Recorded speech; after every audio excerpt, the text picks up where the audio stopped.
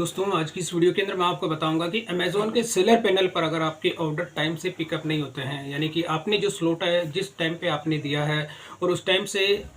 Amazon की ओर से वो ऑर्डर अगर पिकअप नहीं किए जाते हैं, यानी कि जो आपका फील्ड बॉय होता है अगर वो टाइम से आपके ऑर्डर पिकअप अगर नहीं करता है, तो उस केस में आपको रीशेड्यूल जो होता है वो आपको नहीं करना है। और रीशेड्यूल नहीं करके आपको एक फॉर्म जो होता है मिस पिकअप फॉर्म, वो आपको फिलअप करना होता है। और उस फॉर्म को फिलअप करने के बाद आपको किसी भी ऑर्डर को रीशेड्यूल नहीं करना, कैंसिल नहीं करना, क्योंकि अगर आप ऐसा उसको रीशेड्यूल करते हैं तो वो आपके अकाउंट हेल्थ को इफेक्ट करता है। तो यहाँ पर मैं आपको दिखा देता हूँ कि ये मैंने अपना अमेज़ॉन का सेलर पैनल ओपन किया हुआ है और इसी के अंदर मैं कुछ ऑर्डर आपको दिखा देता हूँ। तो यहाँ पे मैनेज ऑर्डर्स के अंदर जाके मैं आपको दिखा देता हूँ जहाँ पे सेंट के अंदर,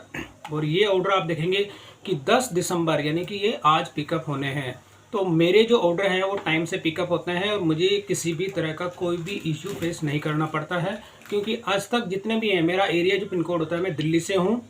और मुझे जो कोरियर बॉय से कोई शिकायत भी नहीं है, वो टाइम से मेरे सारे ऑर्डर पिकअप करते हैं। तो अगर आपके ऑर्डर पिकअप नहीं होते हैं या अगर मिस पिकअप हो जाती है या कोरियर बॉय की तरफ से जो है आपका मिस पिकअप होती है, आपने ऑर्डर कंप्लीट कर रखे हैं, आपने स्लॉट जो दिया है उस टाइम पे वो पिकअप नहीं होता है। अब मेरा ये जो स्लॉट है 11 से 2 का है। अब 11 से 2 के बीच में यानी कि 2 बजे के बाद आपको जो है कभी भी जो रीशेड्यूल तो आपको करना भी नहीं है। अगर 2 बजे तक आपके पिकअप नहीं होते हैं या जो टाइम स्लॉट आपने सेलेक्ट किया है उस टाइम स्लॉट में आपके ऑर्डर अगर पिकअप नहीं होते हैं, तो उस केस में अमेज़ॉन में क्या यहाँ पे ऑप्शन दिया गया है ये लिंक का,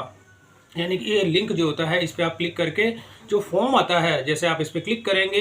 तो एक फॉर्म आपके सामने आ जाता है और वो फॉर्म होता है easy ship miss pickup issue. तो यहाँ पे मैं आपको फिर एक बार और कहता हूँ कि कभी भी आप अपने ऑर्डर्स जो होते हैं उसको रीशेड्यूल ना करें और केवल आपको ये मिस पिकअप जो होता है ये फॉर्म आपको फिलअप करना होता है। तो ये फॉर्म क्या होता है कि एग्जाम्पल दिया गया है एक ऑर्डर आईडी, यानी कि इसके अंदर आप मल्टीपल ऑर्डर आईडीज जो है वो इसमें कॉपी पेस्ट नहीं कर सकते, 1 बाय 1 आपको जो है ये फॉर्म फिलअप करने होते हैं। अब जैसे मैं दिखा देता हूँ, ये फॉर्म फिलअप करने का सिंपल सा प्रोसेस होता है। इसमें आपको अपने ऑर्डर आईडी मेंशन करना है, ईमेल आईडी देना है और मिस पिकअप का दिन आपको देना है और इसमें फीडबैक आपको शेयर करना होता है। नेक्स्ट करते हैं तो बाकी की जो फॉर्मेलिटीज होती है सिंपल सी होती है, ज़्यादा इतना कॉम्प्लिकेटेड ये फॉर्म नहीं होता है। और वापस अगर मैं बैक आके आपको दिखा देता हूं, तो कभी भी आप अपने ऑर्डर में रीशेड्यूल जो होता है वो रीशेड्यूल नहीं करें, क्योंकि रीशेड्यूल करने का मतलब होता है कि आपकी तरफ से आपने ऑर्डर शेड्यूल कर दिए बट आपके ऑर्डर कंप्लीट नहीं थे, इसलिए आपने उसको रीशेड्यूल जो है किया है। तो ये अमेज़ॉन की ओर से ये माना जाएगा कि इसमें आपका जो फॉल्ट माना जाएगा, कोरियर बॉय का फॉल्ट नहीं माना जाएगा। और इस केस में जो है आपका अकाउंट हेल्थ जो है उसमें भी आपको इफेक्ट देखने को मिलेगा। अगर यहाँ पर आप ये मिस पिकअप का जो इशू का फॉर्म भर देते हैं, जितने ऑर्डर, जैसे मेरे 4 ऑर्डर हैं और 4 ऑर्डर का मैं 4 फॉर्म फिलअप कर देता हूँ, तो इस केस में अगर आपके अकाउंट हेल्थ पे कोई इफेक्ट भी पड़ता है, इन केस मतलब कि पहली तो आपके अकाउंट हेल्थ पे किसी भी तरह का कोई इफेक्ट देखने को नहीं मिलेगा। अगर पड़ता भी है तो आप इसकी कंप्लेन सेलर सपोर्ट पे कर सकते हैं और उस केस में जो है आपकी विदिन 24 आवर्स के अंदर वो वार्निंग आपकी इसमें से हट जाएगी। तो अब मान के चलिए कि अगर आप यहाँ पे रीशेड्यूल पिकअप करते हैं तो करने के केस में वो आपके अकाउंट हेल्थ को कैसे इफेक्ट करती है वो भी मैं आपको इसमें दिखा देता हूँ। तो यहाँ पे जब आप क्लिक करेंगे परफॉर्मेंस के अंदर, परफॉर्मेंस में होता है अकाउंट हेल्थ। तो अकाउंट हेल्थ के अंदर यहाँ पे आपका लेट डिस्पैच का जो रेट है,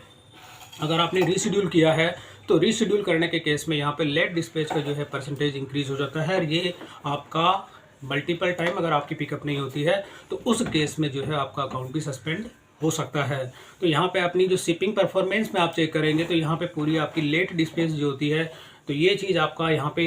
कंप्लीट अभी 0 है मेरी। तो यहाँ पर आप देखेंगे कि अगर ये लेट डिस्पैच करते हैं या रीशेड्यूल आप करते हैं तो ये परसेंटेज इंक्रीज हो जाता है, जो कि आपके अकाउंट हेल्थ को भी इफेक्ट करता है। तो दोस्तों मैं फिर आपसे कहूँगा, अगर कोई भी अमेज़ॉन की जो ऑर्डर आप यहाँ पे जो स्लॉट जो आपने दिया है, जो टाइमिंग आप जो शेड्यूल करते हैं उस टाइम पे अगर आपका कोई भी पिकअप नहीं होता है, अमेज़ॉन के जितने ऑर्डर होते हैं, तो उस केस में केवल आप मिस पिकअप का जो है फॉर्म फिलअप करें, उस ऑर्डर को रीशेड्यूल ना करें। रीशेड्यूल करने पर वो है आपके अकाउंट हेल्थ को इफेक्ट करेगी ही करेगी और आप अगर इसका सेलर सपोर्ट पे कंप्लेन भी करते हैं तो उस केस में आपकी सुनवाई नहीं होगी। तो यहाँ पर बस केवल आपको ये माइंड में रखना है कि ऑर्डर आपके कंप्लीट हैं उसको रीशेड्यूल ना करें, केवल मिस पिकअप का जो फॉर्म होता है, जितने ऑर्डर होते हैं उतने फॉर्म आपको फिलअप करने होते हैं। ये फॉर्म फिलअप करने के बाद में किसी भी तरह के कोई भी आपके अकाउंट हेल्थ पर उसका इफेक्ट देखने को नहीं मिलेगा। तो दोस्तों